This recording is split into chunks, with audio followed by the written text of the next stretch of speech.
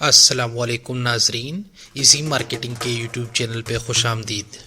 آج کی اس ویڈیو کا جو مقصد ہے یا ٹاپک ہے وہ ہے کہ پاکستان میں سب سے بہترین یا کامیاب ترین کاروبار کون سا ہے۔ تو چلیے چلتے ہیں اس ویڈیو کے بنیادی مقصد کی طرف۔ شاید آپ کوئی کاروبار شروع کرنا چاہتے ہیں اور اسی لیے اس ویڈیو پہ آئے ہیں کہ تاکہ جان سکے کہ پاکستان میں کون سا بزنس یا کاروبار سب سے بہتر رہے گا۔ ٹینشن نہ لیں، میں آج اس ویڈیو میں آپ کی اسی حوالے سے مدد کروں گا۔ اگر سرسری طور پر دیکھا جائے تو میڈیسن کا کاروبار، کپڑے کا بزنس، کھانے پینے کا بزنس، پراپرٹی کا بزنس وغیرہ سب سے بیسٹ بزنس پاکستان میں شمار ہو سکتے ہیں، لیکن سب میں سے جو سب سے بیسٹ کاروبار ہے وہ میڈیسن کا ہے۔ چلیے میں اب آپ لوگوں سے اس کے وجوہات شیئر کرتا ہوں کہ کس وجہ سے میڈیسن کا بزنس پاکستان میں سب سے بیسٹ بزنس ہے یا کاروبار ہے۔ وجہ نمبر 1، ڈیمانڈ۔ پاکستان میں میڈیسن کی ڈیمانڈ یا مانگ بہت زیادہ ہے۔ ایک رپورٹ کے مطابق پاکستانی سارے خطے میں سب سے زیادہ پیسے میڈیسن یعنی صحت پہ لگاتے ہیں۔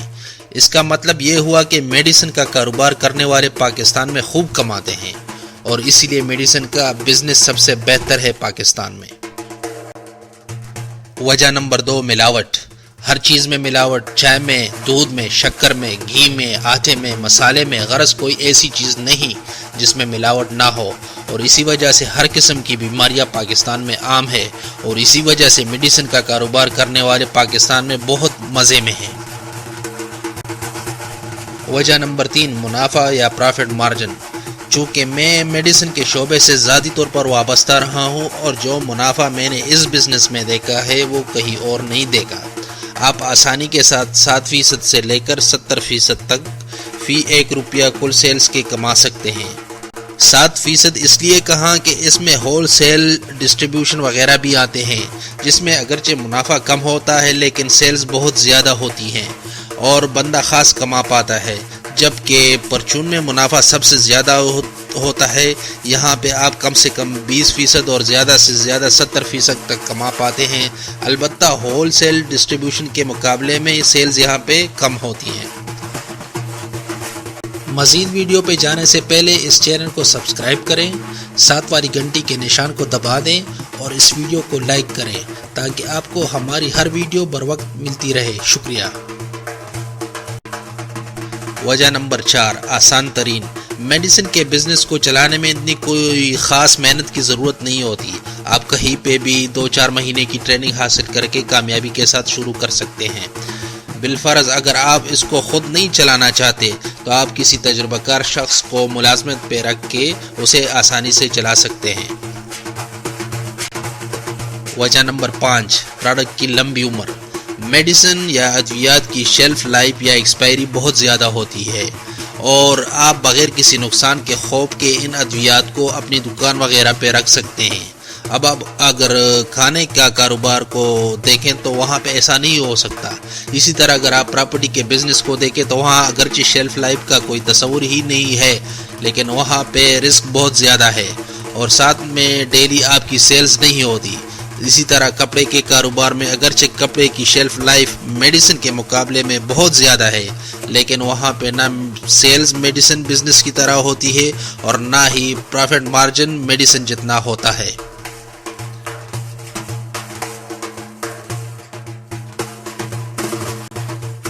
وجہ نمبر 6، بریک ایون پوائنٹ۔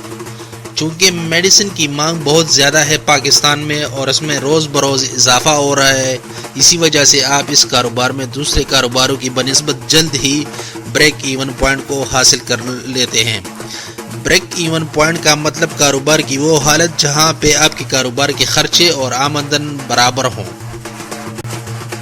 وجہ نمبر 7، میڈیسن اور کسٹمر کی مجبوری۔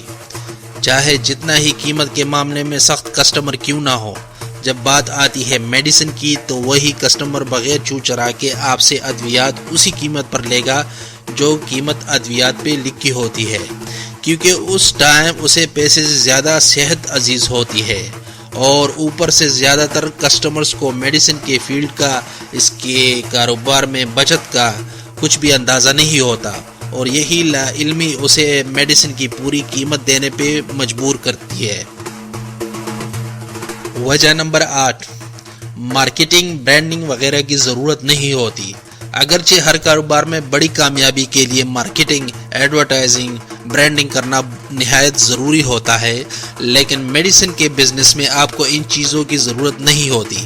بس ڈاکٹر صاحب کی پرچی اور کمپنیوں کا ڈاکٹر صاحب کو خوش رکھنا ہی آپ کے میڈیسن کی سیلز کے لیے کافی ہوتا ہے۔ ویسے بھی آپ نے وہی ادویات اپنی شاپ پہ رکھنی ہیں جن کی ڈیمانڈ ہو، اور یہ ڈیمانڈ بنانے کا کام کمپنیاں خود کرتی ہیں۔ ویڈیو کے آخر میں کچھ اہم پوائنٹس۔ نمبر 1، کسی بھی کاروبار کو شروع کرنے سے پہلے آپ پہ یہ لازم آتا ہے کہ کم سے کم 3 مہینے ایسے بندے کے ساتھ گزاریں جو اس کاروبار کو کامیابی سے چلا رہا ہو اور اس سے سب کچھ سیکھ لیں۔ اس طرح کرنے کے بعد آپ اپنے کاروبار کو اچھی طرح سنبھال پائیں گے۔ نمبر 2، میڈیسن کا کاروبار تبھی زیادہ کامیاب ہوگا اگر آپ ایسی جگہ پہ اسے شروع کریں گے جہاں پہ کسٹمر زیادہ ہوں، جیسے کسی سرکاری نجی ہسپتال کے پاس یا کسی نامور ڈاکٹر کے کلینک کے ساتھ۔ البتہ ہول سیل یا ڈسٹریبیوشن کو آپ کسی بھی جگہ شروع کر سکتے ہیں، مگر پھر بھی بہتر ہوگا کہ آپ وہاں جائیں جہاں اور ہول سیلرز یا ڈسٹریبیوٹرز موجود ہوں۔